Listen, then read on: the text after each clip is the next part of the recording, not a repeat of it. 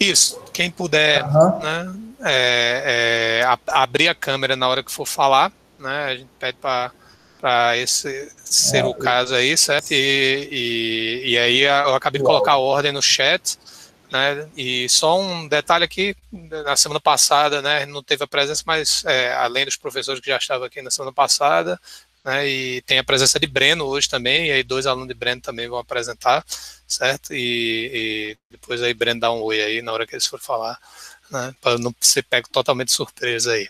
Ó, Beleza? Então, não Só um chegou aviso no rapidinho, chat, pessoal. não, ainda na ordem. no chat eu já tinha enviado. Vá, fala aí, Castor.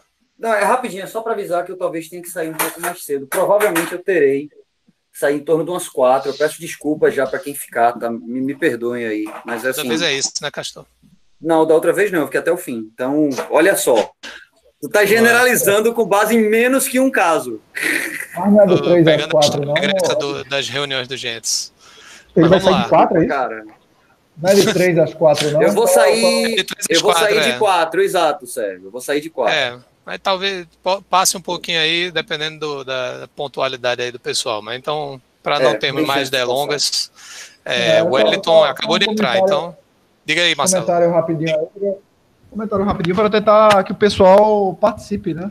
Todo mundo puder fazer pergunta, eu acho que é um bom exercício aí de raciocínio crítico aí, Na semana né? passada a Faz gente parte. também colocou, né, assim, como a gente tem mais gente hoje também do que a semana passada, aí também é bom só, idealmente, ir colocando algumas perguntas no chat, a gente interagindo também pelo chat. Se a pessoa apresentar 6 minutos, apresentar mais rápido, aí a gente tenta gerenciar aí no próprio tempo da apresentação, assim, para a gente não estourar muito. E Mas é um bom poderia lembrete. ter alguma coisa, se a pessoa tiver condição de acelerar um pouco, fazer em 5:30 ou 5, entendeu? É, Porque eu acho que é super importante assim o envolvimento, né? E responder assim na lata, eu acho que assim é um bom treinamento, né? Não é a mesma coisa de responder no chat. Mas enfim, não, tranquilo. só Vamos gerenciando. O Wellington tá pronto? Tô sim. Então, pode começar. Valendo. Tá bom? Pessoal, boa tarde. Eu tô. Tá pegando tudo bem a câmera, tranquilo? Tudo ok, pode continuar. Pronto. Eu sou aluno de Castor. Eu vou falar um pouco com vocês sobre a minha pesquisa. Eu tô tentando um negócio diferente, que eu tô no celular, que minha câmera tá meio quebrada no computador. Vamos ver se pega direitinho aqui.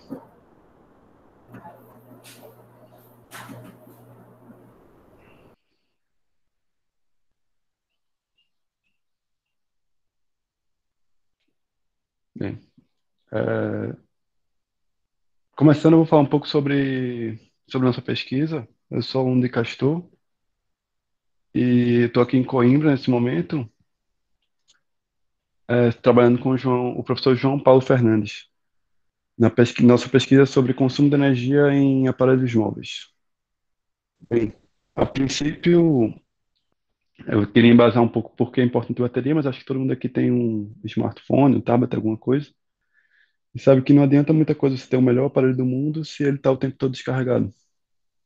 Então, nossa pesquisa vem para tentar ajudar nesse fator, e para isso a gente tem um objetivo principal, que é desenvolver e implementar ferramentas que ajudem a economizar energia, e a gente faz isso de duas formas. Primeiro, a gente identifica situações onde isso acontece, e segundo, a gente oferece uma solução apropriada.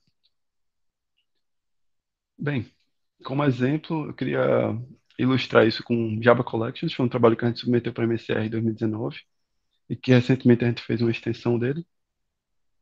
Então, por que Java Collections? Porque eles são amplamente usados em projetos Java e é fácil trocar uma API por outra, certo? Então, dentro da API lista, é fácil você trocar uma implementação de lista por outra. Sets e maps, a mesma coisa. Para o nosso projeto, a gente desenvolveu uma ferramenta, a gente chama de City Plus. Ela faz análise estática usando o ALA e para consumo de energia, a gente usou o REPL em dispositivos desktop e o Android Battery Stats para dispositivos móveis. Foram usadas 39 implementações de 3 fontes diferentes, 2 estudos diferentes, um analisando os aparelhos móveis diferentes que a gente usou e outro analisando profiles de energia, 7 devices, 2 notebooks no servidor, 3 smartphones e um tablet. 17 aplicações diferentes. Bem, de nossos estudos, a gente notou que a maioria das recomendações que a gente fez, ou seja, a gente trocou coleções por outras, 94% no desktop foi por fontes alternativas, ou seja, não do Java Collections Framework. E isso é uma coisa que a gente notou que se permaneceu, de certa forma, também nos aparelhos móveis, onde a gente tem 76% das recomendações sendo de fontes alternativas e só 34% do Java Collections Framework. Fora isso, a gente notou que 94% das nossas recomendações trocam algumas dessas coleções que estão do lado esquerdo por coleções mais eficientes, sendo que essas coleções que estão do lado esquerdo elas são as coleções mais usadas de projetos Java. Um fator super importante que a gente notou que a gente gostaria de recomendar a pesquisadores que estejam trabalhando nessa área de consumo de energia é que mudança de devices e de profiles de energia tem um impacto forte nas coleções, na recomendação de coleções. Ou seja, depende do aparelho que você está usando ou do profile que você gerou, as recomendações mudam completamente. Então, isso pode impactar nos seus resultados. Bem, e para próximos passos, bem, esse foi um trabalho que a gente acabou de submeter. Então, os próximos passos eles estão meio assim, começando agora, mas a gente tem 2 áreas que a gente queria explorar. E uma delas é uma continuação, de certa forma, do trabalho que a gente submeteu já, nos diferentes modos de desenvolver aplicativos para Android, certo? Então, se você vai desenvolver um aplicativo para Android, você pode desenvolver usando Java, C++, JavaScript ou Kotlin. E nosso estudo apontou que JavaScript costuma ser mais verde, ou seja, costuma economizar energia, gastar menos energia. E em questão de performance, a gente não notou nenhuma diferença acentuada nas diferentes linguagens de programação. Então, o que a gente queria fazer era continuar esse trabalho de uma forma sutil. Então, a gente queria olhar esses diferentes frameworks de desenvolvimento móvel. Um framework de desenvolvimento móvel é exatamente uma ferramenta que permite você desenvolver um aplicativo em Android usando JavaScript como linguagem nativa. E a gente queria olhar para eles e tentar ver se tem alguma diferença em questão de consumo de energia entre eles. Se algum é melhor, se algum é pior, como eles se comportam. Outro estudo que a gente também começou, mas está bem preliminar ainda, é a questão dos browsers. Em se tratando de Android, você pode lidar com diferentes browsers diferentes, certo? Então, a gente tem esse tanto de browser que eu ilustrei aqui e outros, e a gente queria saber o que acontece em questão de performance e energia, certo? Se há um que seja melhor, se há um que seja pior. E para isso a gente fez um levantamento bem preliminar do consumo do YouTube. A gente usou esses 4 aparelhos que estão ilustrados aqui, e o que a gente notou foi que há um comportamento diferente em relação ao consumo de energia entre eles. E a gente agora está vendo como é que a gente pode fazer para tentar extrapolar isso, certo? Tentar tornar por que essa diferença existe e como é que a gente pode deixar essa diferença, digamos, no Firefox, que aparentemente consome mais, o que é que o Firefox é diferente do Chrome ou do Brave? Bem, de forma geral é isso. Foi uma apresentação super rápida, eu deixo agora aberto para dúvidas, perguntas, se alguém tiver. E caso alguém queira falar comigo também, meu e-mail está ali embaixo. Bem, é isso. Muito obrigado. Eu tenho um comentário e uma dúvida. Um comentário é porque eu fiquei achei um pouco estranho aquela comparação, você dizendo de JavaScript, né, com Claro. Java, né, porque eu supunha que se você fosse fazer uma comparação daquela, você teria que fazer nas mesmas condições, né? Olha, o mesmo programa implementado em JavaScript, o mesmo programa implementado em Java, né? Mas você conseguiu um dataset com programas idênticos implementados em linguagem de programação diferente, né? Porque até por aquele resultado que você tinha com collections, né? Sugeria, né? Se for implementado de maneira diferente, você tem resultados diferentes. Então, claro. Eu esperava que você desse as mesmas condições, tivesse as mesmas condições, né, para poder comparar. Você teve isso? Ou, foi a partir do mesmo programa, implementado de maneira diferente, que você fez Então, aquela comparação? para esse estudo, assim, ele foi bem curso, mas para esse estudo que a gente fez foi o seguinte: a gente usou o Compare Benchmark Game, Compare Language Benchmark Game, que é um site que ele explora a performance das aplicações, certo? Então, a gente não usou o mesmo algoritmo, obviamente, porque não há como, são linguagens diferentes, então tem Não, comportamento diferente. foi por isso que eu perguntei. Que fica uma comparação meio que injusta, entendeu? Assim, Ela nunca, quando não nunca é. vai ser 100% justo, mas o que a gente tentou fazer foi otimizar em questão da performance. Então, a gente pegou esse site, que ele tenta otimizar as linguagens em questão de performance. E a gente Não, comparou, tudo bem. O outro de certa forma, a comentário melhor performance possível. foi em relação olhando assim, quem é realmente que mais consome energia no teu celular, né? Esquecendo a tua aplicação. Olha, eu não estou preocupado em otimizar a minha aplicação, porque pode ser que a minha aplicação, apesar dela não estar otimizada, ela consome uma parcela ridícula assim da energia, se for considerada com as outras aplicações. Você, quando falou do YouTube, trouxe isso aí à tona, né? Porque eu imaginava que coisas como o YouTube, joguinho, entendeu? Coisa que usa muito audiovisual é que descarrega o celular mais rapidamente, né? Enfim, então o outro é muito mais um comentário, né? Assim, se você foi atrás desses maiores consumidores de energia, né? E se você está tentando otimizar ou reduzir o consumo de energia desses maiores, digamos assim, desses hotspots, né? Então, de forma geral, os maiores vilões de consumo de energia para celular, eles estão muito ligados a hardware, né? Então, é a tela, é Wi-Fi, é 3G, são coisas que a gente não tem muito acesso, dado que a gente está trabalhando com software. Mas, bem, a gente tenta otimizar o que a gente tem acesso, mas, obviamente, a gente teria muito interesse em ir atrás de como tentar economizar nesses fatores que realmente eles têm um impacto muito maior do que o software costuma ter. Ficou claro, não? Beleza. Claro. Próximo, porque senão o tempo vai estourar muito aí, depois vocês Tá certo. conversam. Claro. Valeu. Muito obrigado, pessoal. Boa tarde, pessoal. Vocês estão me ouvindo? Sim, Vocês sim. estão me ouvindo? Sim. Meu nome é Fernando, eu sou orientando de Fernando Castor.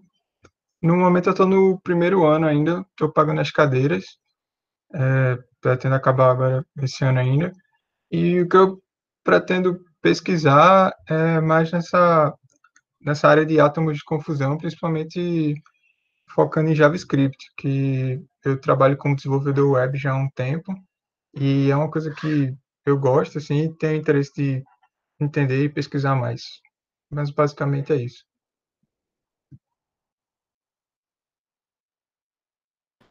Ok, próximo na lista.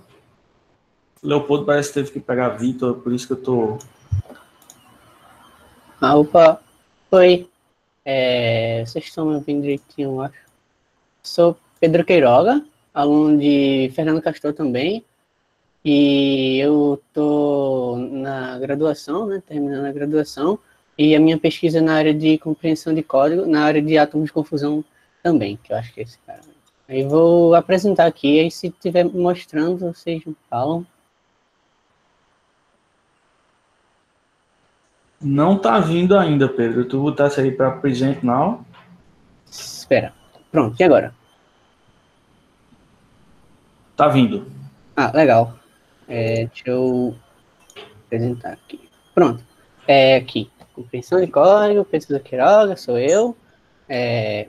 Aí uma pergunta, né, que é como se compreende código, que é um pouco diferente de como você vai compreender outras coisas, outras formas de produção, que, por exemplo, tem um blueprint que você consegue olhar para todo o objeto de uma vez só e ter uma visão geral daquela coisa, que dá para você uma forma de você compreender de forma ampla. No código não existe bem isso, você tem apenas detalhes pontuais, e até mesmo testando, você vai testar detalhes pontuais dele, você nunca vai ter você nunca vai conseguir ter uma visão geral. Alguns programas que tentam modelar, tipo o ML, eles ajudam bastante nisso, mas não resolvem, que é o que Brooks fala no Silver Bullets, um artigo, que ele diz que não tem como resolver essa complexidade que seria inerente ao desenvolvimento de software, que é um pouco diferente do desenvolvimento de outros produtos, por exemplo, porque o software é algo que se modifica sozinho com o tempo. Não é o que acontece, por exemplo, com a casa. Uma casa se modifica num período de tempo muito maior,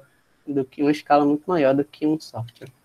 Aí, coisas que afetam a compreensão de código, coisas já bem estudadas. Por exemplo, em Practice of Programming, ele traz a coisa do nome de variável. Eita, passou um carro aqui, eu não sei.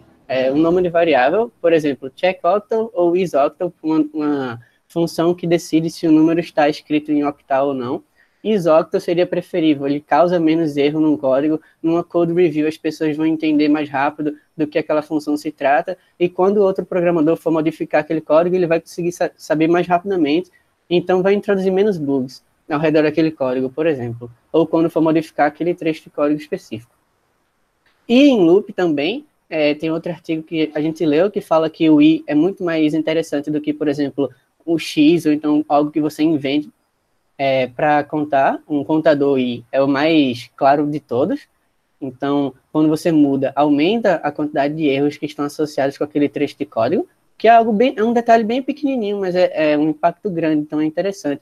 E a nossa pesquisa em átomos de confusão puxa um pouco para aí, puxa para coisas que têm um impacto bem pontual e conseguem ser identificadas com objetividade, diferente de, por exemplo, um mau cheiro comum como método muito longo, o nome de método muito longo.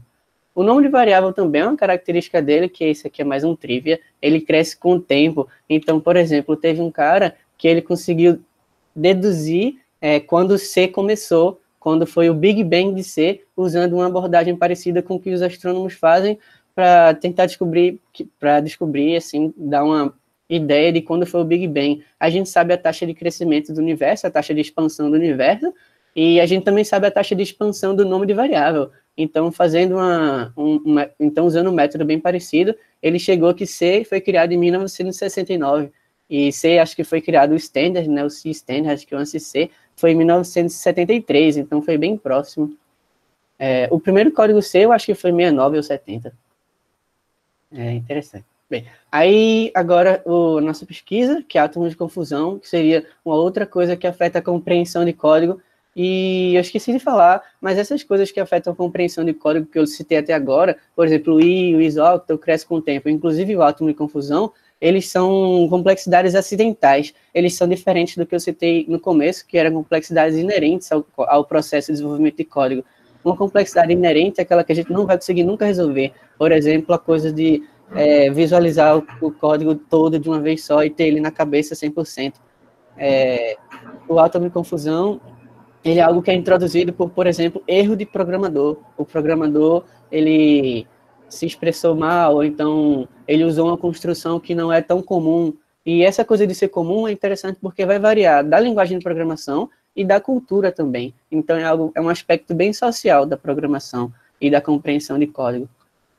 Por exemplo, átomos de confusão em C foram descobertas, criadas, né? A pesquisa se iniciou em 2017 com Dan Gopsin, da Universidade de Nova York, e ele propôs alguns átomos, que ele chamava de candidatos a átomo, e depois ele fez uma pesquisa, um survey bem grande, que foi onde a gente teve maior dificuldade também. Foi um survey bem grande para tentar decidir se aquilo é objetivamente confuso ou não. Então ele fazia o átomo, que é essa tabela de átomo, e também o átomo refatorado, e colocava as pessoas para tentar entender o programa e deduzir o output. Ele botava um printf, por exemplo. Então, quando tinha átomo, será que era mais comum as pessoas errarem o comportamento do programa do que quando não tinha átomo? Dessa forma, eles propuseram que, então, eles descobriram realmente um átomo no sentido de ser indivisível, porque é só um pequeno trecho que eles alteravam de um programa para o outro, algo que não teria como dividir mais, e já causava uma diferença de entendimento, uma diferença de compreensão bastante grande. Por exemplo, esse daqui é um átomo que ele... colocou, é o de macroprocessador, né? que é esse hashtag define, hashtag não, esqueci o nome agora, meu Deus do céu, mas define M1 64-1, algumas pessoas vão ler isso e vão botar, por exemplo, 63 vezes 2, mas não, isso não é 63 vezes 2, porque isso daí é simplesmente um texto que durante o processo de compilação vai ser enfiado lá, então vai sair 64 menos 1 vezes 2, ou seja, vai ser 64 vezes menos 2, que é o que acontece aqui. E quando tinha esse daqui, as pessoas erravam muito mais do que quando tinha a versão refatorada. E aí eles mostraram que isso daqui seria um mau cheiro indivisível e é bom ser evitado, por exemplo. Tem esse outro também, que é bem interessante. Oi? Tá no limite já do tempo, está terminando? Vou acelerar então. Tem esse outro aqui também, que ele faz, por exemplo, o vetor, aí acessa ele com o operador, né? O operador de indexação. Pula esse exemplo, porque já deu para pegar a ideia geral do que é o problema, entendeu? Ok. Então, aí aqui é de onde eles pegaram, que é a metodologia que eles fizeram, eles obtiveram os exemplos por exemplo, do IOCCC, e o IOCCC é tipo isso daqui, é um código bastante obfuscado e com a intenção de ser difícil de entender e de usar, por exemplo, às vezes pouco código, então só ser bastante difícil de entender mesmo. Então eles tiraram construções daí para descobrir o que seria difícil de entender. Para JavaScript não existe uma competição parecida, mas, por exemplo, no Stack Overflow tem o Code Golf, que eles tentam descrever fazer um método com a menor quantidade de caracteres de bytes possível. Então eles chegam em coisas bem crípticas também. E foi daí que a gente tirou alguns dos nossos exemplos e também a gente tirou de estilos de código, por exemplo, do Airbnb. Aí, por exemplo, esse daqui é um dos resultados preliminares. Essa função daqui, esse output, muita gente errou, né? Só 1 de 23 acertou o resultado. E uma simples modificação, que é simplesmente inserir o ponto vírgula, que era o que devia ter, já pulou de 1 de 23 acertando para 19 de 23 acertando. Então, por quê? O que acontece aqui é que fazia V3 indexado por rei. Na verdade, esse é rei. E pouca gente percebeu, porque fica meio escondido mesmo. Pouca gente conhece o Automatic Semicolon Insertion, por exemplo, que é o que entra aqui e faz dar esse erro. Outros exemplos também. Só para clarificar, esse último exemplo que Pedro mostrou é um resultado já da pesquisa dele, certo? Ele conduziu dois surveys também, que tu não falasse isso, Pedro, desculpa. Eita, tá, foi mal. Fecha agora. Oi? Fecha agora a apresentação. Fechar agora? Não, aí para o último slide, conclusão. Bem, aí eu botei mais alguns exemplos e tal.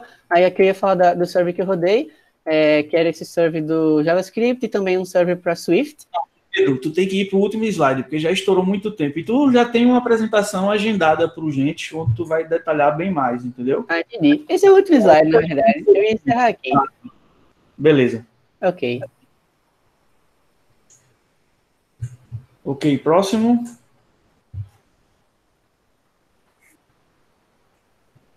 Boa tarde, pessoal. Todo mundo consegue me escutar?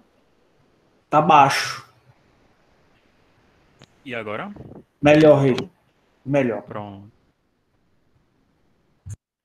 Ainda tá baixo. Pronto, tô compartilhando minha tela. Não sei se vocês já conseguem ver. Sim. Bom. Ok. Eu me chamo Regine Bruno, estou no terceiro semestre do mestrado e sou orientado por Fernando Castor. Bom, no time que vem colaborando comigo está presente Delana Oliveira, que apresentou semana passada, que é estudante de doutorado também orientado por Fernando Castor, e a Fernanda Madeiral, que hoje reside na Suécia, que é uma doutora aí que também vem colaborando com a gente. Para contextualizar, Code Comprehension é uma das atividades mais presentes no desenvolvimento de software e inerentes a várias outras funções, né? Como implementar código, fazer novas melhorias, nós vamos sempre ter que entender um pouco do código. O Pedro explicou muito bem isso e explicou também que existem algumas outras coisas que podem interferir nessa compreensão de código, como, por exemplo, a complexidade de código e nome de variáveis, métodos, enfim. E é aí que nasce o nosso objetivo, que é, então, identificar os conceitos existentes na literatura sobre code readability e estudar como isso interfere na compreensão de código. Mas, sendo mais específico, nós temos aí algumas perguntas de pesquisa que queremos responder. Entre elas, nós queremos delinear um limiar entre readability e legibility, já que em outras áreas isso é muito claro, porém, na área de ciência da computação ainda não. Também queremos saber sobre como os trabalhos existentes sobre Rendability estão avaliando esse assunto, esse aspecto, na verdade, e entre outras questões que eu não vou me adentrar aqui agora. Bom, para isso, nós escolhemos o método de revisão sistemática, que consiste em 5 etapas, que é o planejamento, a pesquisa em si, seleção dos estudos, extração dos dados para a pesquisa e a síntese. No planejamento, nós criamos um protocolo de condução da revisão sistemática e definimos alguns critérios de inclusão, que foram 7, e alguns critérios de exclusão, que foram 6. Na parte de pesquisa mesmo, já falando aí dos artigos que nós recolhemos, nós primeiro fomos em alguns eventos da área relacionados ao nosso tema de pesquisa e fizemos uma busca entre os anos de 2016 até 2019, que foi quando essa pesquisa se iniciou, e recolhemos aí um conjunto de artigos. A partir desse conjunto de artigos, nós pegamos título e palavra-chave, que eram mais frequentes, fizemos um word cloud, vimos as palavras mais frequentes e criamos a nossa string de busca, também alinhado com o nosso objetivo lá atrás. Aplicamos essa string de busca em 3 engenhos de busca, ACM e 3E Scopus, e tivemos aí um merge total de 2.843 artigos que poderiam ser relevantes. Por que esse número difere do gráfico? Porque em cada engenho de busca, alguns documentos que foram retornados não eram bem artigos ou talvez não fosse tão interessante e de cara nós excluímos. Bom, passamos então para a fase de seleção, onde analisamos título e abstract e aplicamos os critérios de inclusão e exclusão, e em seguida olhamos mais profundamente para o artigo, ou na verdade a análise e qualidade, onde olhamos para questões de design, análise, e tivemos um total aí de 62 artigos selecionados e com análise de qualidade analisada. Essa análise de qualidade, no final, porque cada 4 pessoas trabalhando, nós tiramos o CARPA de tudo para ter confiabilidade sobre os resultados. Bom, na fase de extração, nós usamos 2 plataformas, que foi o Google e o Google Sheets, e tínhamos que extrair características do trabalho, como o trabalho avaliou, e os resultados dos trabalhos, né? Feito isso, nós passamos para a fase de síntese, que é, então, olhar para todos os dados tabulados e tirar as nossas conclusões. A priori, nossos resultados são, nós buscamos responder a uma pergunta de pesquisa daquelas que já listamos lá atrás, e principalmente nós queríamos saber aqui como os artigos centrados em seres humanos estavam avaliando se uma abordagem era mais legível que outra. Então, nós conseguimos identificar que as atividades performadas pelos seres humanos, ou melhor, pelos sujeitos nos artigos, são, em grande maioria, 3 principais, que é exigido para os sujeitos, que é, primeiro, fornecer informações sobre o código, segundo, agir sobre determinado código, e terceiro, dar sua opinião sobre determinado código. Sobre as variáveis dependentes dos artigos, notamos que correctness, opinions e time são as mais frequentes, e quando essas variáveis são analisadas entre categoria legibility ou rendability, ou ambos, nós notamos que rendability e ambos aparecem muito mais. Por quê? Porque os artigos que falam apenas só sobre legibility são muito pouco. E sobre os sujeitos, a maioria dos artigos, eles estão centrados em utilizar estudantes, porém há um grande conjunto também que usa ambos os sujeitos, ou seja, profissionais e estudantes.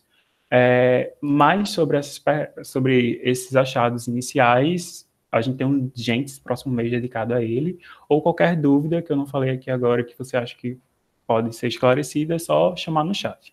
Muito obrigado. Beleza, Reine, bem legal, obrigado, foi justamente na hora. O próximo, Denine, pode se organizando aí, se alguém tiver dúvida enquanto o Denine está se organizando, pode ser também. Sim, eu esqueci de falar, Reine, que vocês viram aí, ele também ajuda lá na organização do lab. Então, quando a gente voltar um dia para usar o laboratório do Inês, se vocês tiverem alguma reclamação, alguma coisa que não está funcionando, Reine ajuda a gente nesse gerenciamento. Delano também. Reine Delano, isso. Delano também. Delano também. Apresentou na reunião passada.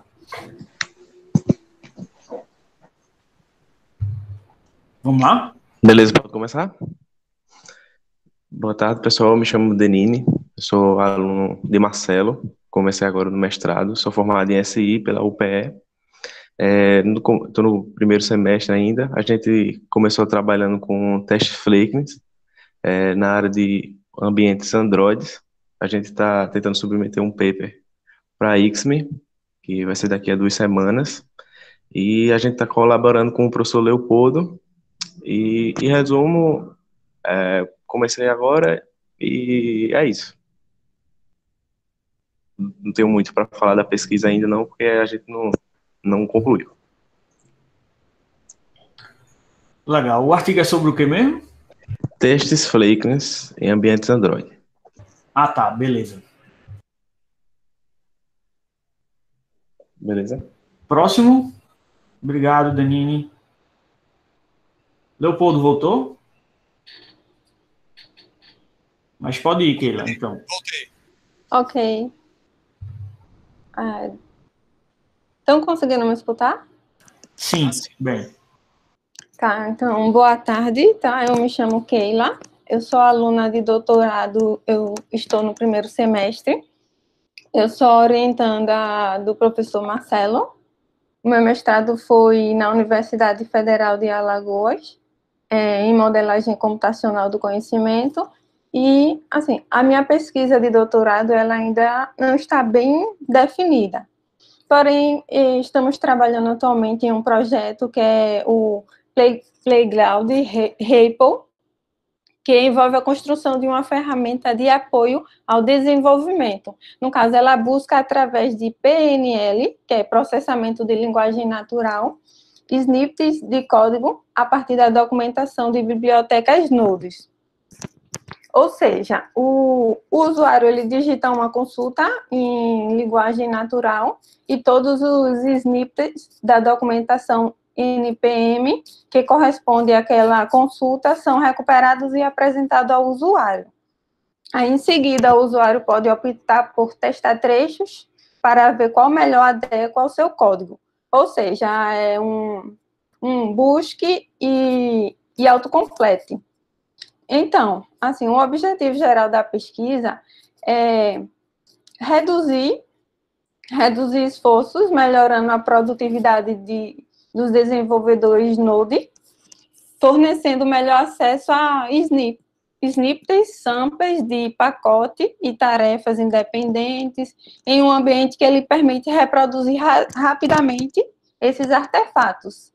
Em nosso caso, é o Ripple, o Readable Print Loop, que é um programa simples e interativo que lê expressões e trechos de programas. Assim, aí a pesquisa em si, ela busca resolver algumas questões, tais como, será que desenvolvedores de Node, ele consegue um aumento de produtividade usando esse Ripple, com capacidade para fazer consultas e trechos dos códigos? Então, assim, a ferramenta, ela está em fase ainda de desenvolvimento. O método de avaliação ainda estamos definindo. Provavelmente abordaremos algum método empírico de avaliação, talvez o método experimental. E o projeto, ele conta com alguns colaboradores de instituições internacionais, como em Adelaide, na Austrália. É isso. Beleza, obrigado, Keila. Legal, ficou até... Já está bem adiantado, na verdade. Eu pensei que... Não. Ivan? Oi, professor, boa tarde. Boa tarde, vamos lá. Todo mundo me vê, todo mundo me escuta? Sim. Eu me chamo Irving, eu sou aqui de João Pessoa, sou orientando do professor Marcelo de Amorim, tá? Estou no primeiro ano do doutorado, terminei meu mestrado aqui na Paraíba, na área de Ciência da Informação, e atualmente eu venho trabalhando explorando o Docker, né? A gente está desenvolvendo ainda de maneira experimental, tentando reparar bugs na construção dos arquivos Dockerfile, tá? A partir do log de erro. A gente está usando o PNL, também está utilizando extração automática dos arquivos de log para construir queries, para fazer uma busca automática no Google em fóruns de discussão, tá? Onde nesses fóruns seja possível achar alguma ideia de reparo para o problema que foi apresentado no arquivo do Docker problemático, tá? A gente também está conversando com o pessoal da Universidade de Wisconsin, que desenvolveu um trabalho paralelo, usando uma outra metodologia, tá? E através da conversa com eles, a gente tem discutido ideias para adiantar, melhorar os aspectos que a gente está tentando solucionar através de propor reparos de forma automática a partir de fragmentos de log encontrados nos arquivos Dockerfile que causaram crash durante o build, tá? A gente vem trabalhando de forma exploratória nisso, já tem aí uns 2 meses, conseguimos evoluir algumas coisas e chegamos a um ponto base para conseguir evoluir a amostragem que a gente está fazendo, né, os experimentos, para poder, dentro de alguns meses, ou para o ano, não sei, deve depender da evolução, gerar um paper para publicar lá no ICSI, tá? E assim encerro, tá? Obrigado aí, pessoal. Obrigado. Jairo. Alô? Estamos escutando, pessoal? Boa tarde. Sim. Boa tarde, meu nome é Jairo. Eu sou orientando o professor Leopoldo, né? Eu comecei agora o doutorado na UFPE. Terminei o mestrado na UFAL, sobre a orientação do professor Balduino também, que está me co-orientando junto com o professor Leopoldo. Então, a ideia, basicamente, durante o doutorado, ainda está no começo, né, como estou começando agora, é focar no contexto de engenharia de software aplicada à aprendizagem de máquina, né? Então, estou ainda no processo de levantamento da literatura, analisar os trabalhos existentes, que tem vários sub-áreas, né, área de testes, área de reliability, por aí vai, área de métricas. Então, a ideia é fazer um trabalho nessa área, atacar um problema, que existem vários problemas, só que também não é tão fácil encontrar soluções nesse quesito. Mas, basicamente, eu pretendo focar na parte de testes de reliability também. Então, basicamente é isso. Beleza, Jairo. Valeu. Rodrigo Peixoto. Opa, consegue me ouvir? Sim. Eu vou compartilhar a tela aqui, só um minuto. Eu fiz uma apresentação curtinha aqui só.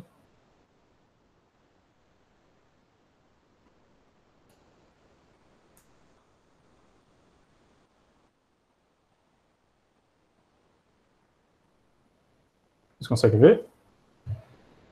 Agora está vindo. Sim.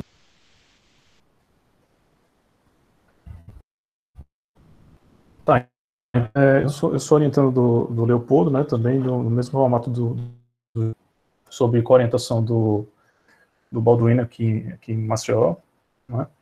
Eu sou da Universidade daqui de Alagoas, fiz mestrado em 2009, né, passei muito tempo na indústria e tive algumas outras experiências, e agora estou trazendo, eu tenho uma empresa também, e uma das coisas que a gente faz muito lá é trazer sistemas embarcados, e acabou que a gente está tentando fazer trabalho na linha de engenharia de software para sistemas embarcados, que é uma coisa que a gente sente muita falta.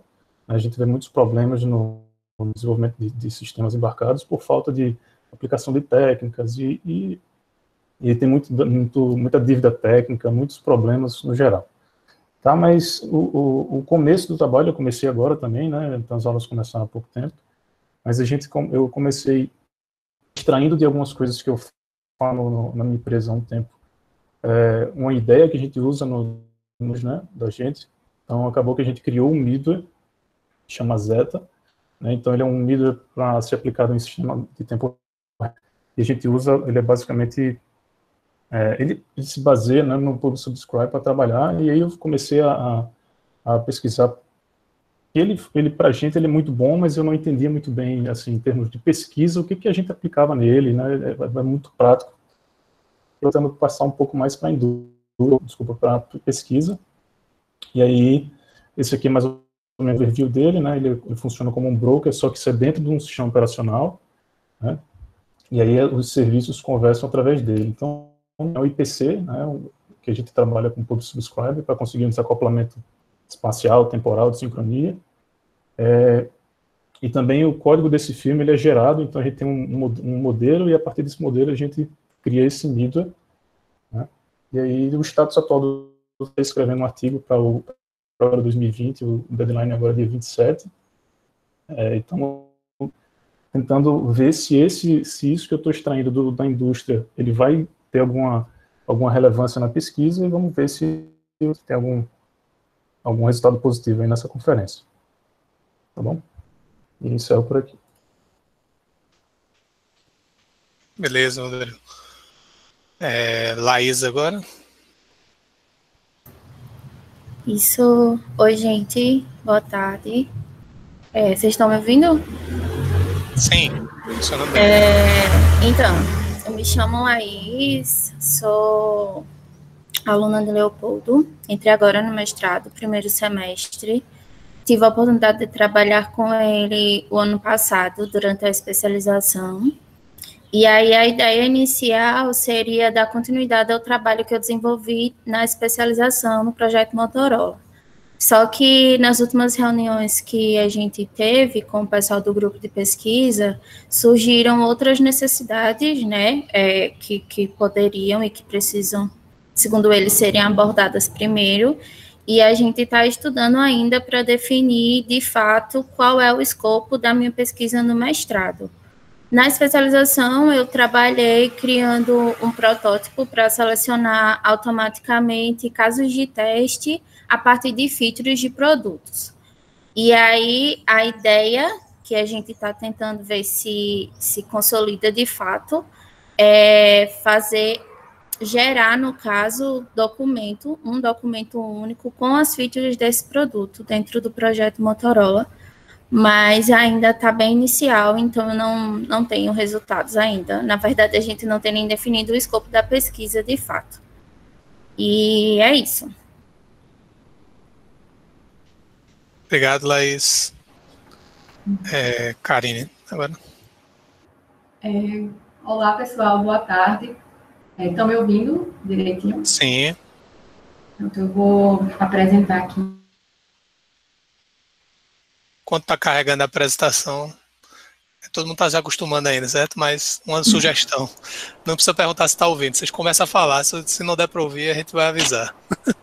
É só porque eu estou notando, todo mundo começa perguntando, mas enfim, só para aproveitar o tempo que estava carregando a apresentação, pode seguir, Karine. Pessoal, só observação, eu coloquei 2 perguntas aí no chat, se alguém puder responder, agradeço. Beleza. Eu sou Karine, né, estou sendo orientada por Leopoldo, e eu estou no doutorado agora, iniciei ano passado, e eu coloquei esse título de estendendo, assim, porque o objetivo da gente é estender o trabalho que a gente fez no mestrado, e esse título aqui foi o tema da minha dissertação, que é caracterizando cenários de evolução seguro e parcialmente seguros em linhas de produto. Foi um estudo empírico, e eu vou falar um pouquinho do que foi feito e do que a gente está fazendo atualmente. Basicamente, a ideia de linha de produto, né, é uma abordagem que gera produtos de uma mesma família, então tem vários benefícios, como redução de custo, tempo e esforço, além de fazer softwares sob medidas, né, softwares de acordo com a necessidade do cliente. E, além dessas vantagens, né, uma linha de produto, ela também evolui, assim como qualquer sistema de software. E na literatura, a gente encontra que fazer mudanças em linha de produto é algo que pode gerar erros. Devido ao fato das características, das funcionalidades dessa família, de estarem espalhadas em diversos produtos, às vezes pequenas mudanças podem gerar grandes erros, e esse é um contexto bem específico de linha de produto, de evolução. E, diante desse problema, dessa questão, surgiram teorias de evolução segura e parcialmente segura. E aqui, nesse exemplo, nessa imagem, a gente pode ver que existem templates. Esses templates, eles são basicamente imagens que abstraem esses cenários de evolução dão suporte, com o objetivo de dar suporte à evolução a mudanças no código de linha de produto. E a ideia do mestrado era saber se de fato acontecia na prática essas mudanças. Então, para isso, a gente usou uma ferramenta chamada Repodriller, que é um framework Java para minerar repositórios, e a gente estudou o Soleta. O Soleta é uma linha de produto, é aberta, está lá no GitHub, e é um framework para a internet das coisas. Como resultado, a gente viu que, de fato, existem muitos commits que podiam ser representados por esses templates, e, por fim, ainda restou uns commits sem classificação. Então, a gente decidiu classificá-los de forma manual. Então, esses 22% equivalem a esses 500 commits aqui. E a gente criou tags para tentar caracterizar esses espaços. E aqui é equivalente à parte de código, aqui de build, aqui do modelo de features. E só que acontece, esse trabalho manual não é muito viável se você quiser replicar o estudo, né, fazer outras linhas de produto. E a ideia da gente é fazer análise com o Linux. Então, o que foi feito é usar o PyDriller, que é basicamente uma versão em Python do Repodriller, com o objetivo de automatizar esse processo de classificação de tags, classificar os cenários de evolução em tags. Está lá no GitHub do SPG, o repositório com o script, e a gente fez atualmente, né, a gente fez o mesmo processo para o Soleta e a gente viu que a taxa de sucesso é bem interessante da automatização. Então, a gente tentou fazer o match do que foi feito manual e da parte automatizada. E a gente, atualmente, também está fazendo esse processo para o Linux. E temos alguns resultados já do uso do script para o Linux, e a ideia é minerar outras linhas de produto, encontrar padrões, fazer análises mais detalhadas no código, e acho que é isso, assim. Valeu. Beleza. Valeu, Karine. Agora, Tayonara. Oi. Deixa eu só compartilhar aqui a tela. Bem, eu não tenho como ligar aqui a câmera, porque minha tela está com problema. Mas já apareceu aí para vocês? Sim, funcionando. Massa. E bem, né, sou Tayonara, né, eu venho fazendo o meu mestrado sobre orientação do Leopoldo, e o que nós pensamos foi realmente estar explorando aí a área de métodos formais, né, lidando aí com provas de teoremas. E a respeito disso, é o fato que existe, né, diversas discussões a respeito, né, do que pode ser aceito como sendo uma prova, se ela é absoluta ou não, né, por que confiar que uma prova ela é correta. E grande parte, né, dessa confusão se dá justamente, né, pela variedade de provas que há, né, e também da variedade de construções dessas provas. Então, na parte, né, das provas informais, por exemplo, há quem indique, né, que uma vez que uma prova ela é apenas uma argumentação que procura convencer alguém que uma afirmação ela é verdadeira, então não necessariamente, né, vai precisar haver um certo rigor nessa prova, né, o que ocasiona aí vários problemas. No campo jurídico, né, pelo Código do Processo Penal, as provas elas também não são consideradas absolutas, né? Então, independentemente aí das provas, o juiz ele tem a liberdade de seguir, né, pelo chamado livre convencimento motivado. Já na matemática, a coisa é diferente, a prova ela é absoluta. Então, por isso, realmente há uma necessidade dela trabalhar com uma sintaxe precisa, né, para expressar um certo formalismo, para poder ser verificada. Então, em princípio, né, deve realmente existir um algoritmo, né, que permita a execução da prova, né, que está sendo descrita, para poder verificar, né, a validade dessa prova. Assim, né, executar entre aspas, né, porque boa parte das provas elas não são escritas, né, no computador. E com isso a gente consegue aí ter uma certa segurança, né, nas afirmações que nos é apresentada. Agora, o problema é que, né, quanto maior a prova, maior realmente a possibilidade de inserção de erros ou da dificuldade de verificação dessa prova. Então, por isso, né, que os computadores, eles realmente vêm sendo aí um forte aliado nesse campo, né, para estar facilitando a vida de quem lida com isso. E os assistentes de provas, né, eles entram nesse contexto, e a partir disso, né, é possível construir provas utilizando alguns passos que são gerados de maneira automática. Mas aí a gente vai contar aí com o auxílio, né, de um usuário para estar guiando esse processo. Então, basicamente, esses sistemas, eles têm uma interface, né, de edição, que vai fazer aí a comunicação, né, do usuário com o núcleo de processamento, e esse núcleo ele vai prover, digamos, alguns passos, né, de provas automaticamente, né, e verificar, né, a corretude, né, desses passos. Então, o usuário, ele entra, né, com determinados comandos, e o mecanismo de inferência, né, ele transforma de volta os resultados, né, para exibição para o usuário, né, geralmente aí em forma, né, de novos objetivos e metas a serem provados. E um dos assistentes de provas mais utilizados é o POC, e foi esse que a gente escolheu utilizar. Essa ferramenta, ela possui uma linguagem de especificação que é chamada Galena, né, e ela é capaz aí de formalizar tanto definições matemáticas, algoritmos e teoremas, e também tem uma linguagem de comandos que é chamada Vernácula, né, e aí dentro dela aí a gente consegue ter uns comandos que é conhecido como táticas, né, para manipulações aí de provas.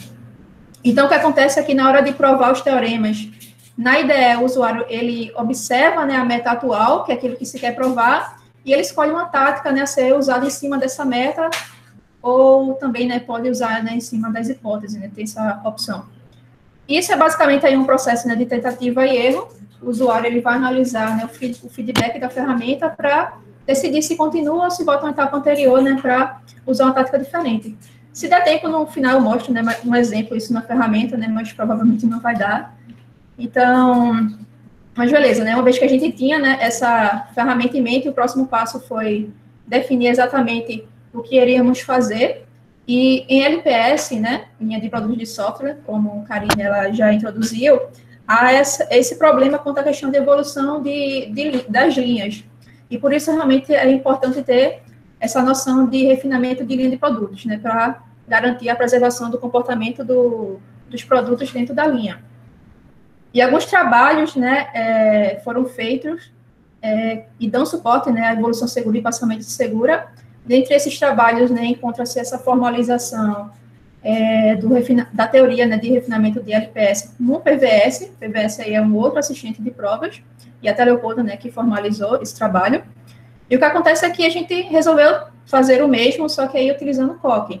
E isso seria a partir daí de um mapeamento direto, né, dessa especificação em PVS. Esses são os passos aqui, ou que a gente já fez, ou que a gente está fazendo, né? A gente já formalizou as teorias concretas de Feature Model, Asset Map e Configuration Knowledge.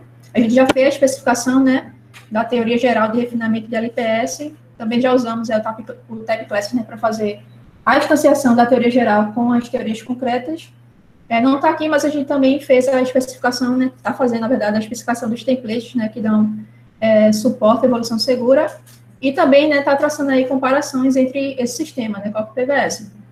Para finalizar, com relação às comparações, né, entre o assistente, a gente viu que, pela literatura, há uma carência realmente de comparações em uma escala maior. Porque, por exemplo, a gente viu um trabalho que usou uma prova da irracionalidade da raiz quadrada de 2, para estar comparando aí 15 provadores de teoremas. Mas, assim, é uma prova muito pequena, então não sentia muito, né, o que falar a respeito.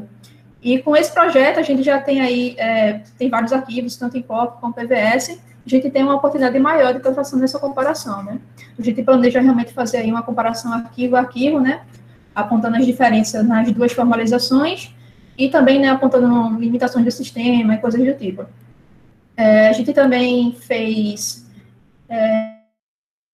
uma mineração, né, dos repositórios de projetos de COP e PVS, e com informações que a gente julga aí serem relevantes, e eu acabei fechando, só para mostrar. A gente julga ser relevante para estar realmente aí, tá fortalecendo a nossa comparação. E é isso. Acho que já deu tempo aqui. No limite. Mas obrigado. Foi no tempo direitinho. Então agora é Larissa.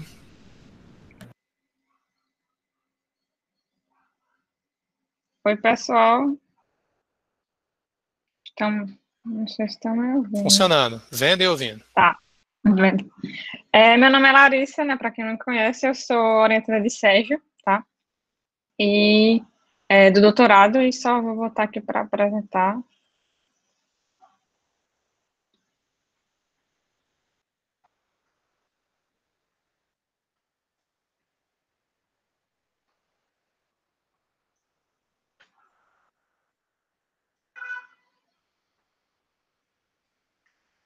Estou dando um probleminha aqui, então eu vou falar sem apresentação, tá?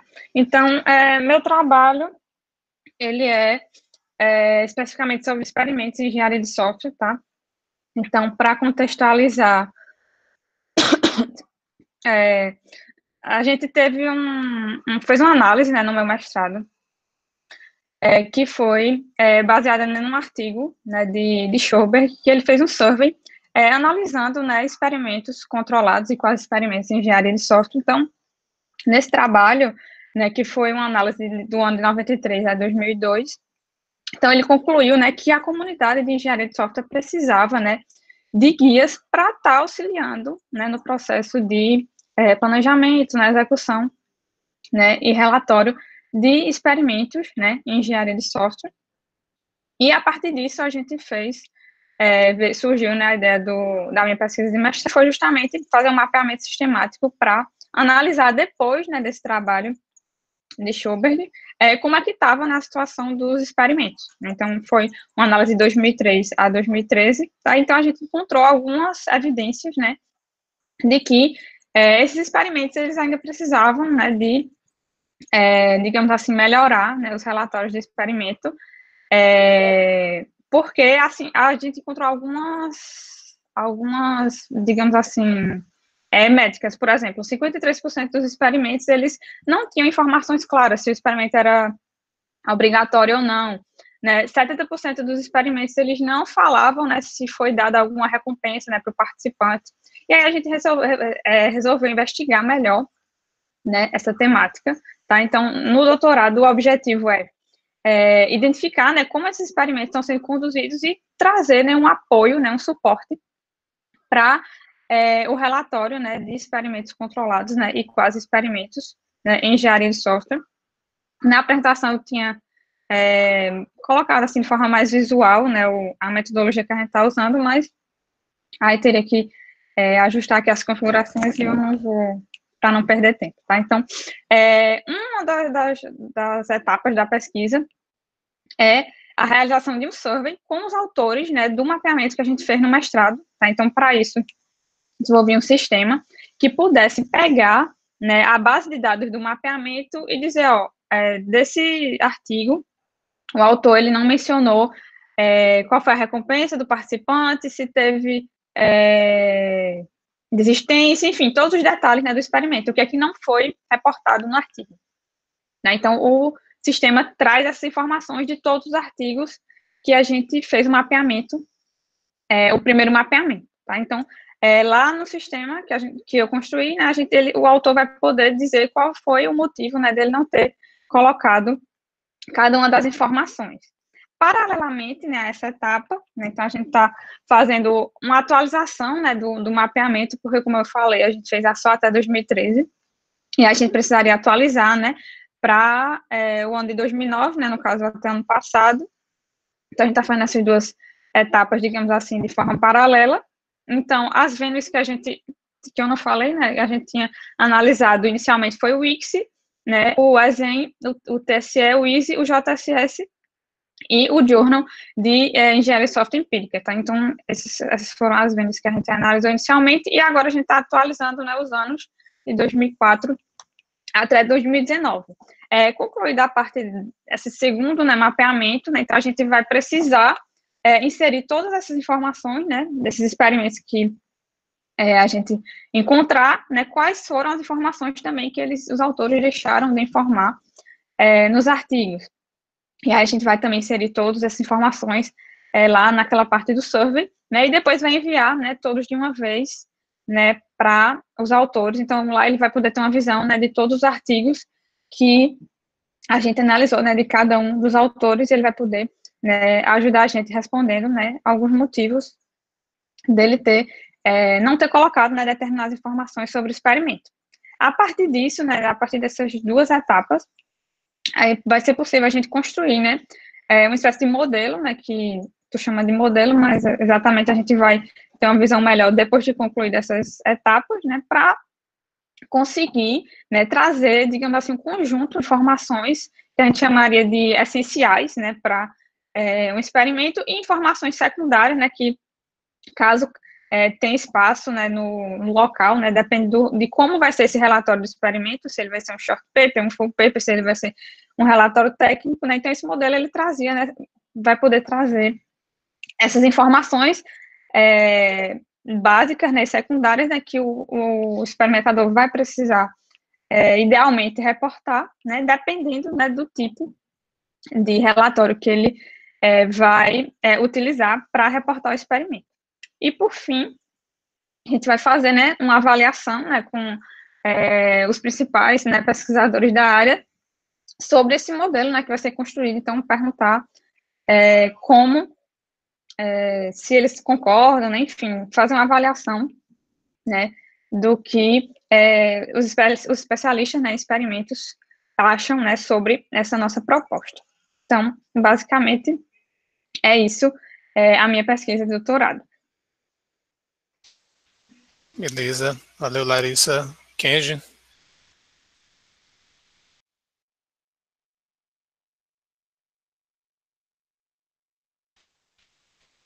Dou-lhe uma, dou-lhe duas. Se ele não tiver aí, o Willy B tá aí. Sim, estou. Mete bronca.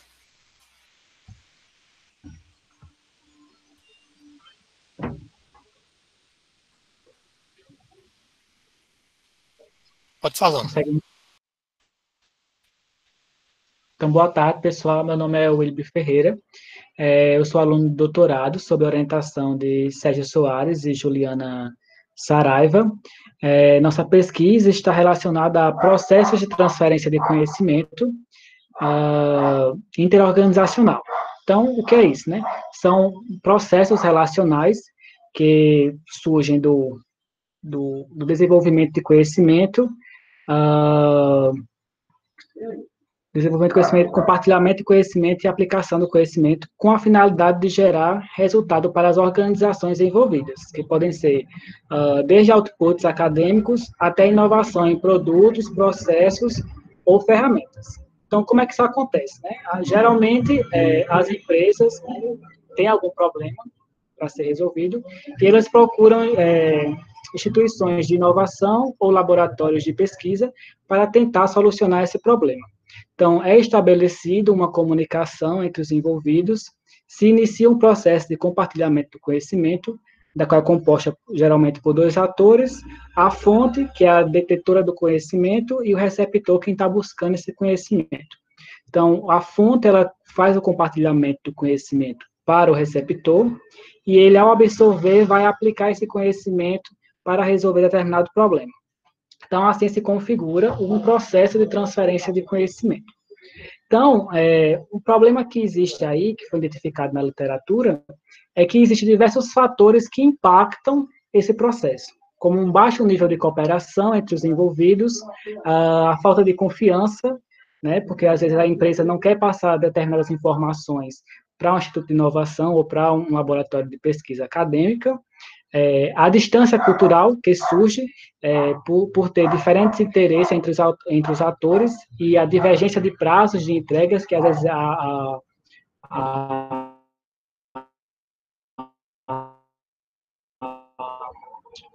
fonte tem um tempo mais de médio a longo prazo e a empresa, geralmente o setor produtivo, que é uma coisa mais rápida. Tem questões de problemas inerentes a condições institucionais, que gera um desalinhamento entre a pesquisa científica e a necessidade da indústria, e também tem questões inerentes a recursos humanos, como características dos autores e as habilidades técnicas dos envolvidos. Então, esses fatores de impacto, eles estão diretamente relacionados a como o processo de transferência de conhecimento é conduzido. Então, isso indica que o quê? Que a qualidade da transferência de conhecimento pode ser minimizada por esses fatores de impacto que surgem durante o processo, certo? Além disso, existem outros fatores que devem ser considerados. Por exemplo, no Brasil, a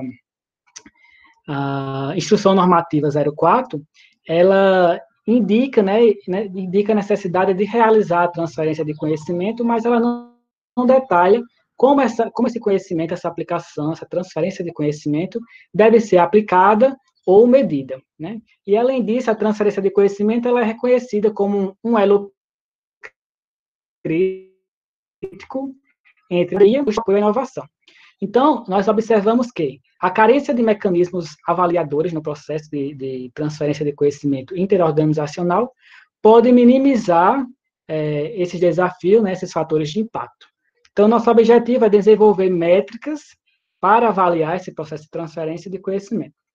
Então, de modo geral, nós verificamos como acontece o processo de transferência de conhecimento interorganizacional hoje em dia, na literatura. Verificamos que existem vários fatores de impacto e que esses fatores de impacto podem ser minimizados, possivelmente, por métricas de avaliação desse processo.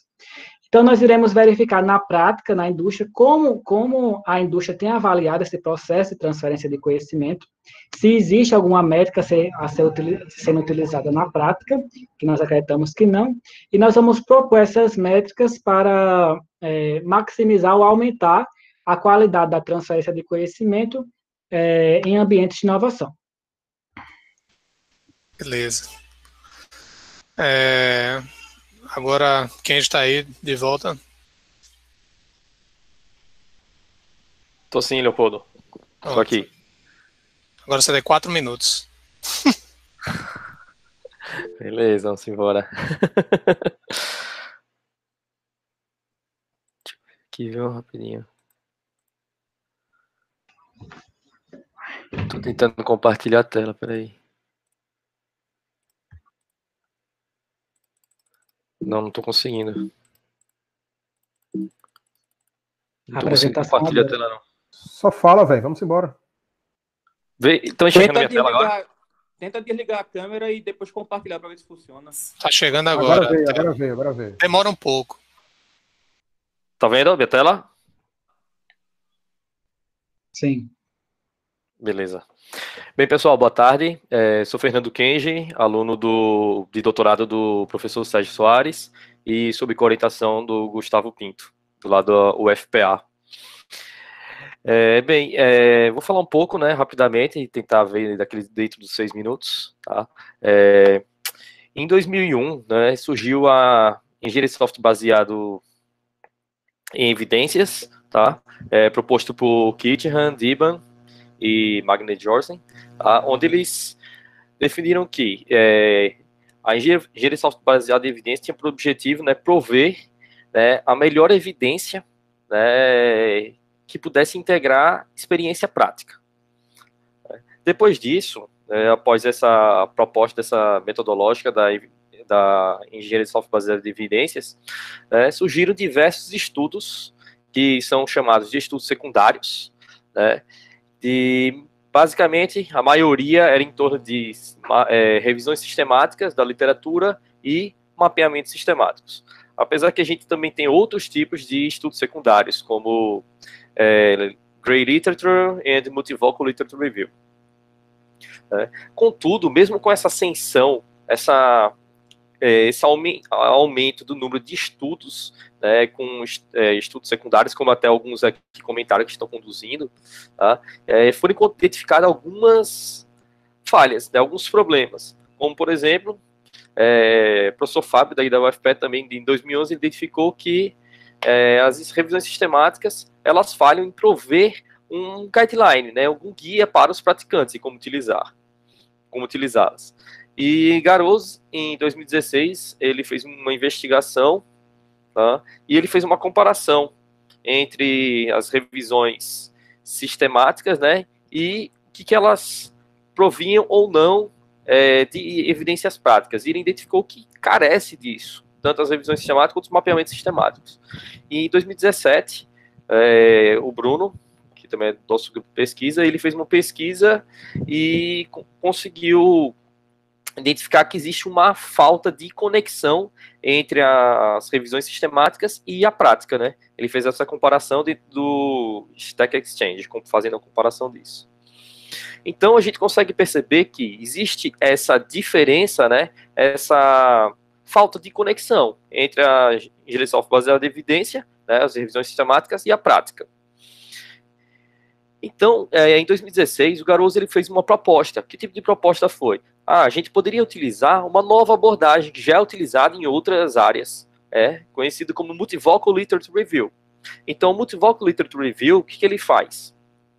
Além dos estudos considerados que é White Literature, a gente poderia adicionar dentro da nossa revisão da literatura, informações oriundas de outras fontes de dados, que o pessoal chama de Gray Literature, ou literatura cinza. Tá? Então, a gente tem, dentro da engenharia de software, da computação, no geral, diversas fontes de informações que a gente pode utilizar, porque a gente vê que a nossa área existe um crescente uso, né, das mídias sociais, né, ou de diversas outras mídias para que dão suporte à engenharia de software. Então, o que a gente tem? Aqui a gente só tinha um tipo de evidência e depois ele fez uma proposta, a abranger outros tipos de evidências. Contudo, a gente tem um problema ainda, né? Porque muitas pessoas relatam que os estudos de revisão de estudos secundários, eles levam muito tempo para serem desenvolvidos, né? Então, você tem uma imensidão de estudos para fazer a avaliação.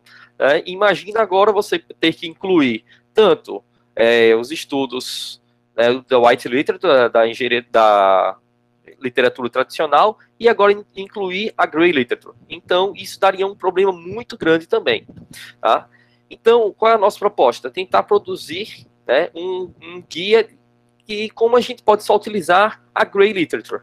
Mas a gente tem um problema, que falta desse guia, falta de dicas que dão suporte a como a gente pode conduzir isso. Então, a proposta dessa pesquisa é investigar, avaliar e propor estratégias que têm suporte aos pesquisadores em como conduzir uma revisão sistemática que foque no conteúdo da literatura cinza, ou seja, uma Gray Literature Review. Pensando nisso, a gente propôs 4 questões de pesquisa. Como os estudos secundários utilizam a Gray Literature, quais são as motivações para os pesquisadores utilizarem ou não a Gray Literature, e quais são as motivações para os praticantes também utilizarem ou não a Gray Literature. E depois a gente quer verificar qual é a evidência de uma Gray Literature. Tá? Pensando nisso, a gente tem uma série de fases. Na verdade, são 7, aqui está errado, tem uns da dupla aí. São 8 fases, na verdade, tá? E a gente já estamos finalizando, na verdade, essa primeira fase aqui, e conduzimos essa segunda fase. Tá? Essa segunda fase a gente fez, estamos preparando um artigo para enviar para o SBES, e nessa fase 1 a gente está fechando para enviar para o Journal, para o IST, que é uma Special Issue about Gray Literature mesmo. Bem, é isso. Valeu. Vamos prosseguir aí. Outra coisa. A gente está rapidinho. A gente está trabalhando com colaboração com professores da UFAL, com o professor Márcio Ribeiro também, e com outros professores como de outras universidades. Então tem várias pessoas participando desse trabalho. Beleza. Neto, tu tem 30 segundos a menos agora, porque tô brincando. Porque meu medo aí de... Tá certo. Então, pessoal, boa tarde, meu nome é Valdemar, mais conhecido também como Neto. Atualmente eu me divido especialmente em 3 linhas principais, que eu vou dar vou tentar dar um overview assim, sobre elas. A primeira delas é especialmente estudos empíricos, focados mais particularmente com experimentação, onde atualmente eu estou desenvolvendo uma ferramenta para você fazer análise de papers que realizaram experimentos que que atuavam com atividades de codificação, ou seja, dentre as atividades que você tinha que fazer no experimento, você tinha que fazer a atividade de codificação.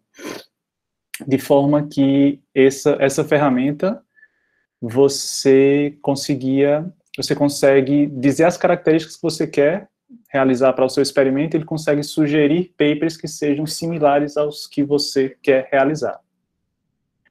Outra frente que eu estou atuando, essa aqui é mais recente, é sobre cidades inteligentes. Eu estou trabalhando com avaliação de aplicações que envolvam cidades inteligentes, especialmente um pouco com simulação de dados, onde eu estava trabalhando com alguns simuladores para você simular dados que envolvessem deslocamentos.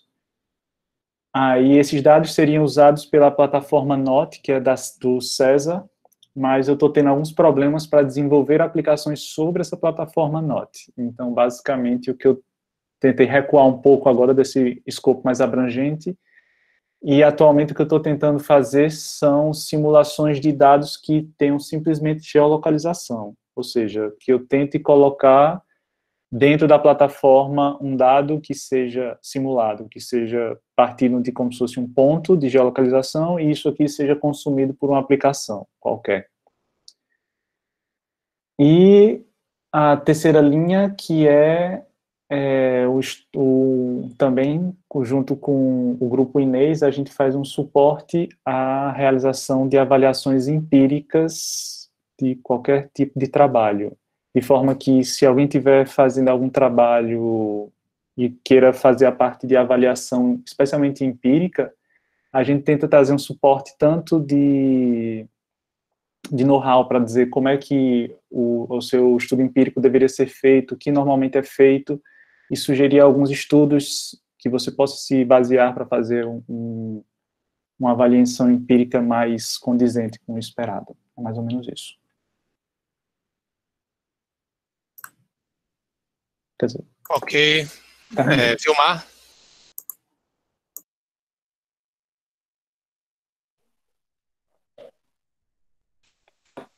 Boa tarde, pessoal. Boa tarde. Boa tarde. Bem, meu nome é Vilmar, fui aluno de Sérgio doutorado, né? Defendi o ano passado. E a minha tese foi na área de manutenção de revisões sistemáticas, certo? E aí, como consequência dessa tese, a gente está trabalhando hoje em um paper sobre a tese, e em trabalhos futuros a gente procura criar um repositório de revisões sistemáticas, estilo GitHub, certo? Com algum tipo de controle de versão, não necessariamente o Git, certo? Aplicando também alguns conceitos de Open Science. Tá? Uma outra área que eu quero voltar, né, que foi a área que eu defendi na minha qualificação, mas que não foi aceita como doutorado, né, digamos assim, eu tive que mudar depois,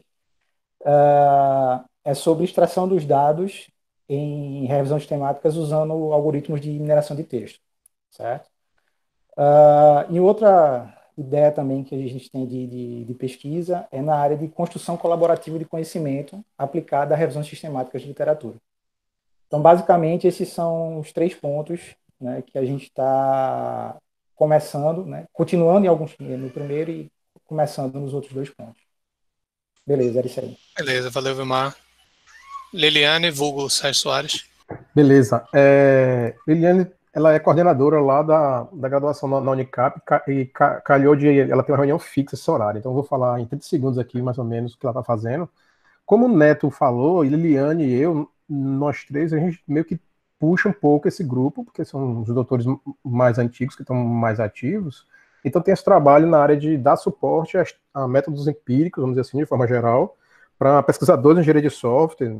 No caso o SPG seria um grupo mais próximo da gente, principal, para a gente ajudar quem precisa de ajuda, mas do INCT também. Mas fora isso, Liliane, por exemplo, tem umas iniciativas de interesse mais pessoal dela de Smart Cities para mulheres, por exemplo, onde eles estão investigando lá aplicações específicas para esse público.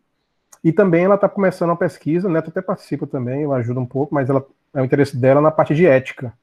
né, ética para execução de estudos em geral. Então, o resumo da ópera seria isso aí para a Liliane. Quem quiser interesse, procura ela depois. Beleza. Matheus? Olá, boa tarde. Boa tarde a todo mundo aí. Deixa eu ligar aqui minha câmera. Tudo certinho. Meu nome é Matheus Barbosa, eu sou graduado em licenciatura em Ciência da Computação pela UFPB e atualmente estou no primeiro semestre do mestrado no SIM e orientado pelo professor Paulo Borba. A gente ainda não fechou exatamente qual vai ser o foco principal do meu trabalho, mas de certo a gente vai trabalhar com construção, avaliação de uma ferramenta de mesh semântico. E o que é esse mesh semântico?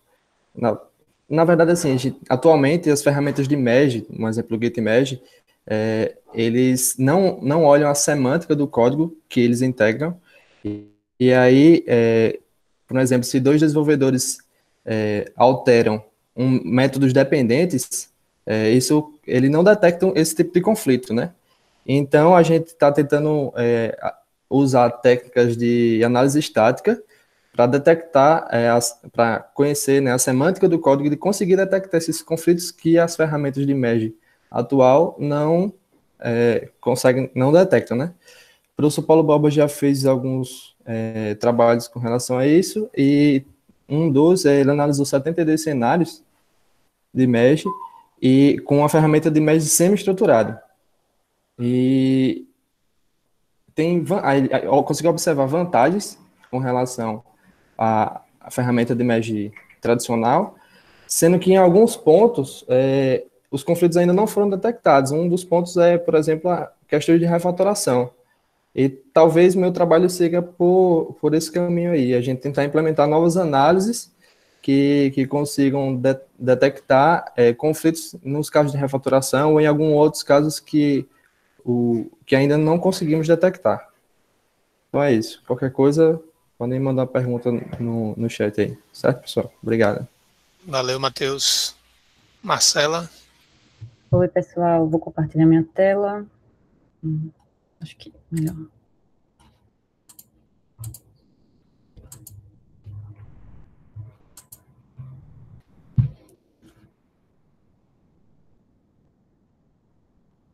Acredito que todos estão vendo minha tela. Sim. Meu nome é Marcela, sou aluna orientada do Paulo Borba e junto com a professora Paola, eu comecei meu trabalho com eles em 2018, no segundo semestre, com meu trabalho de graduação. Em 2019 continuo a pesquisa, mas só foi em 2020 que entrei no mestrado acadêmico. Nossa pesquisa é voltada para analisar as atividades dos repositórios locais dos desenvolvedores. E essa apresentação foi uma contribuição do professor Paulo ano passado no seminário do Inês, que eu vou utilizar um pouco dela para mostrar a vocês. Muitos de nós sabemos que existem inúmeras pesquisas que analisam a integração de código, seus problemas, consequentemente, se tem algum impacto nas equipes, se tem as ferramentas de conflito de código, tem uma infinidade de estudos em relação à integração de código e seus conflitos. Eu acredito que, mesmo assim, com essa infinidade de pesquisas, eu acredito que existe muito mais caminhos para a gente continuar pesquisando, como a nossa pesquisa que a gente está indo voltada nos repositórios locais, como também, talvez, focar em outros comandos. Será que outros comandos também impactam essa eficiência dos projetos de maneira geral? Nós sabemos que o Git, ele provê várias maneiras de realizar essa integração, não somente com o Merge, como o Rebase, o Squash, o Cherry Pick e o Static Apply, mas a diferença entre eles é que somente o Merge deixa de maneira explícita no histórico do Git, que realmente houve integração de código ali. Os outros comandos, eles podem reescrever o histórico, não deixando tão claro que houve uma integração de código. Sem contar que muitos conflitos são resolvidos nos repositórios locais dos desenvolvedores, eles não vão estar lá perceptíveis no histórico dos repositórios principais dos projetos. Então, se as pesquisas só olharem aquele repositório principal, podem estar perdendo dados. E isso é um fato. O meu objetivo lá no meu TG foi observar quão frequentes são, se de fato os desenvolvedores optam por esses comandos, quão frequentes. A gente também fez entrevistas para entender os motivadores, a motivação deles, e se aqueles cenários de conflitos aconteciam mais no MERGE ou nesses outros comandos. Para realizar essa pesquisa, eu preciso analisar esse histórico. Esse histórico, você pode acessá-lo através do Git log file. Ele fica presente no seu repositório local. É demonstrado que nem está na imagem. Ele tem as informações por linha, como o nome do usuário, o e-mail, o hash, a ação do Git e sua mensagem atrelada. Na época do TG, eu consegui 39 arquivos de log de 18 desenvolvedores. Então, tinha uns que trabalhavam em mais de um projeto simultaneamente. Foram de 3 empresas diferentes. Eu tive que criar um script para contabilizar, né, ler esse arquivo. Eu consegui identificar quase todos os comandos, menos o stash apply, porque não é possível, ele não deixa rastros na análise retroativa nesse histórico do Git local. Um resultado bem assim por cima, para mostrar para o pessoal novo, das 3 empresas, a gente percebeu sim que esses métodos, ou esses comandos que escondem cenários de MERGE, eles são utilizados. Teve uma empresa que era assim, acordada entre ela, a utilizar eles, entre eles, em vez de utilizar o MERGE. E a gente percebeu que sim, os dois são bem mais usados, bem mais usado o hidden do que o MERGE localmente, né? Falando no trabalho dia a dia. Passou o TG, vamos aprofundar mais. Será que esses cenários de integração também falham? Então, eu me debrucei pelo meu script e analisei cada comando. Os comandos, por si só, quando você aplica, nem sempre existe integração de código. Às vezes, eles podem ser meio que fast forward, ou ele integra o código e não tem nenhum conflito, ou ele integra, tem conflito, e quando tem conflito, o desenvolvedor tem que escolher entre dar um skip, ou um abort, ou resolver o conflito e dar um continue. Dado todos esses cenários, eu analisei caso a caso, e agora, essa é uma tabela bem resumida, vamos dizer que, se eu digo no meu script que o cherry pick falhou nessa integração de código, e eu digo que eu estou dando o piso, é porque eu não consegui identificar quando o usuário abortou aquela situação. Da mesma maneira, às vezes, o cherry pick, eu não consegui identificar na maneira que foi fast forward, entendeu? Então, esse foi um resumo, mas quem quiser detalhes, a gente pode conversar. Então, os resultados, dado aqueles cenários que ocorreram, em relação a todos os comandos, menos o merge, a gente conseguiu ver que, pelo menos, porque toda vez que falha, eu estou dando o piso, então 10% deles ocorreram conflitos. Então, a gente está perdendo alguns cenários e a gente vai continuar estudando e vendo qual caminho seguir nessa nossa pesquisa. Nosso próximo passo é coletar mais logs, porque a gente precisa realmente, de fato, ter uma pesquisa mais sólida. Então, por favor, peço a todos vocês. A gente criou um site, é super direto, não tem nada obrigação de você ficar preenchendo várias informações, você só precisa, obrigatoriamente, mandar seu arquivo de log, pode mandar mais de um, vai ser ótimo. Se quiser também conversar para saber o resultado, bota o e-mail lá, ou fala comigo que a gente tem mais intimidade. E esse arquivo de log desde hoje que eu faço, eles ficam aonde? Cada repositório do Git de vocês, o Git cria essa pastinha escondida, .git, dentro dela vai ter outro diretório logs, e dentro de logs vai ter o head. Então, é só você enviar os 1000 heads que vocês quiserem, ou pelo menos um, por favor, é muito rápido. E é isso, qualquer dúvida, podem entrar em contato comigo, eu vou mandar o site no chat, tá bom? Bota no chat, isso. Valeu, Marcela. E agora, Marina e Vinícius, né, na sequência. Isso. Boa tarde. Para quem não me conhece, eu sou nova agora no grupo.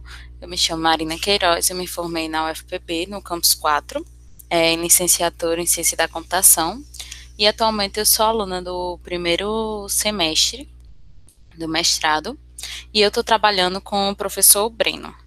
E a gente ainda não fechou 100% o tema, mas a princípio a gente vai trabalhar com predição estática de testes flakiness. E o objetivo principal da pesquisa da gente vai ser fazer um levantamento das abordagens que estão sendo utilizadas no momento e propor uma abordagem para que possa minimizar a quantidade de testes flex observados na fase de execução de testes. E no momento é isso. Beleza, Marina, obrigado. Vinícius? Boa tarde, pessoal, tudo bem? Meu nome é Vinícius Siqueira, também sou orientando do professor Breno, sou formado em Sistema de Informação pela Universidade Federal Rural aqui de Pernambuco. A nossa ideia de pré-projeto ainda também não está 100% fechada, mas a princípio é aprimoramento de suíte de testes manuais a partir de técnicas de ordenação e priorização de testes, né? E a gente vai estar trabalhando, o contexto da pesquisa da gente é na Motorola, foco no plataforma mobiles. E é isto, por enquanto. Beleza. E para terminar, né, queria só agradecer aí a presença de todos vocês. Breno, se você quiser se apresentar rapidamente aí, como você não estava na semana passada, só um minutinho aí. Breno não é o mais recente, né, mas está entre os mais recentes aí do Centro de Informática, então uma palavrinha rápida, 1 minuto e... Ok, tá bom, obrigado, Leopoldo. Bom, para quem não me conhece, eu sou Breno, eu sou do SIM, trabalho com engenharia de software e o foco principal da minha pesquisa é na parte de teste de software. Comecei esse semestre a colaborar com Marina e Vinícius, e de se apresentar, a gente pretende fazer alguns trabalhos interessantes aí na área de teste. Bom, é isso, pessoal. Valeu, Breno. E com isso aí a gente encerra. Hoje a gente passou um pouquinho aí, né? Muita gente, mas a gente conseguiu cobrir todo mundo, né? Deu essa geral. Obviamente aí vários de vocês, a ideia é depois, né? Vários de vocês estão no início, mas, né, no futuro fazer uma apresentação, né, mais, né, detalhada. Alguns de vocês já estão avançados ou quase terminando e tal, então, né, já estão em nível de apresentar, mas a gente tem uma agenda, ela está praticamente, né, fechada até julho, né, já, mas a gente sempre pode ir ajustando, pode acontecer se houver alguma prioridade, sei lá, precisa apresentar, pegar feedback para um paper ou algo do tipo assim, a gente pode negociar, certo? Vou ver a gente tá, né, Paulo circulou lá a chamada para voluntários, né, do site do SPG. Então, se você tiver interesse, também é o lugar onde vai estar lá, né, a agenda. A gente tem uma planilha, mas acho que eu posso mandar depois no e-mail, se for o caso, para vocês visualizarem. E tem um Google Calendar, se você quiser adicionar, eu também vou colocar, né, na hora que a gente circular essa mensagem, você já pode integrar na sua agenda e ficar, né, recebendo os lembretes e vai aparecer no seu calendário, né? Paulo, tem alguma coisa a complementar aí? Não sei. Não, só obrigado. Tchau, tchau. Boa tarde a todos. Valeu, pessoal. Boa tarde. Valeu, pessoal. Boa tarde. Tchau, pessoal. Tchau. Tchau. Tchau.